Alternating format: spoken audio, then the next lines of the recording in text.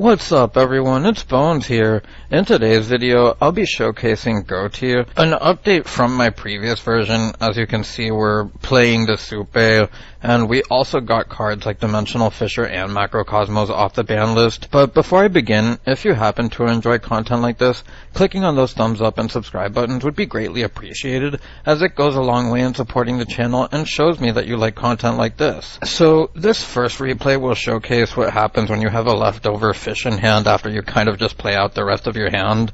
And I'm going to start with the 1-for-1 special summoning the princess by pitching the Schiff, and then the princess can special summon out your leaf fish in order to get a send here, and we're going to send the Paces to the graveyard.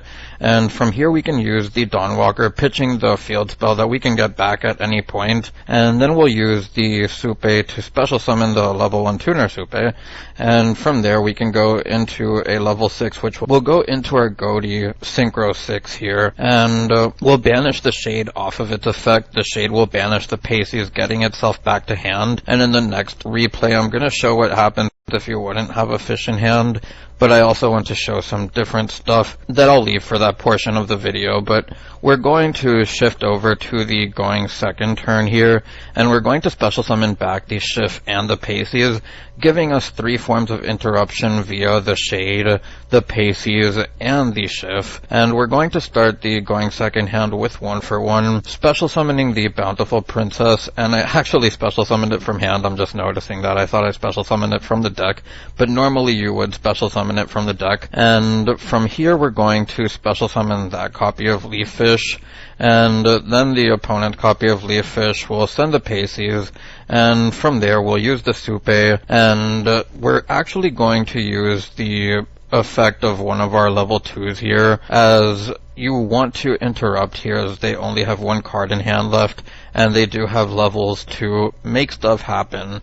So we're going to special summon or synchro summon the level 8 here, which will pop the Supe, getting rid of its tuner, getting rid of the opponent's tuner while also being able to use the Shade in hand, and special summoning itself by banishing the level 6, and I believe I banished a Paces also. I might be wrong there, but we're going to get our effects off as Shade is going to be the last on the chain link, and we'll get back our Zep and Askin through their own effects, and then the Zep will use its effect going into the white Aura Whale, which will allow us to pop our opponent's attack position monster. And from here we'll just make one last Synchro 6 as we're going to go into the Ghoti level 6 again, get a banish here, and I'm only showing the Ixheap here because if you do happen to play any of the Ghoti traps, this is something you could do, but we had already gone through our resources and didn't have anything else that we could benefit from banishing in this particular build, so that is important to note. So now on to our second hand, and this is the hand that I really want to go over a little bit more because as you see we don't have the extra fish, and we have Dimensional Fisher, which means that monsters will be getting banished, and as you saw, stuff like Shade like to have monsters in your own graveyard. So I'm going to start this hand here by using the 1-for-1, much like the previous turn, as you want to play around hand traps to the best of your abilities as they still exist. And we're going to use the Princess effect, special summoning out the fish here, and then we can use the fish to dump. We'll send the Paces, we'll then use the Supe pitching the field spell.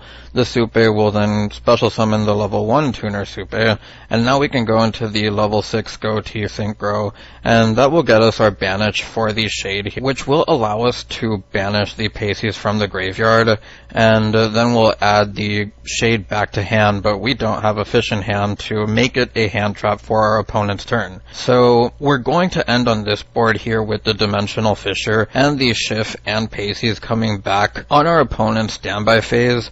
And now for the going second turn, there's a couple of things that I want to explain here. So we're not able to use the 1-for-1 because of Dimensional Fisher, making it so that we have to start with the field spell, and this automatically changes the line of play as now we can get the Ixheap, special summon it, and it does provide a free body. From here we'll go and special summon, or normal summon the princess here, and then get its effect, which will special summon the fish here, and the fish can get its dump, which will banish the Paces since Dimensional Fissure is on board. And at this point, you would want to disrupt the Ghoti player, in my opinion, because you can stop them from going into Kraken, or number 4, I don't remember if it's Kraken or Kraken, whatever it's called, but we'll go into the White Aura Whale here, which will allow us to pop our opponent's 2 monsters on board, also banishing them.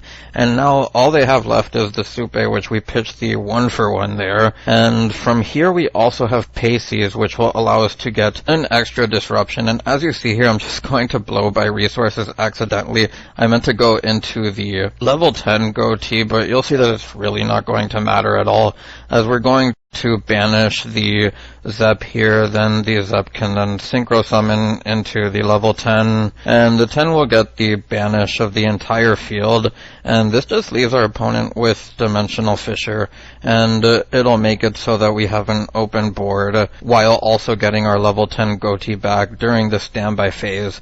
And we also have the pleasure of getting back the Schiff and the Paces onto our field. We also draw the Princess, which is a big top deck that you can get, but you also have access to the field spell if you didn't draw Princess, and you can just banish Shade in order to get a search. But we'll see that we're going to get the returns of Shift and Paces here, giving 2 bodies on board, but it's really not going to matter, as we're going to activate the field spell here. We're going to use it, banishing the Shade, grabbing ourselves the Ixeep. The Ixeep will be able to special summon itself.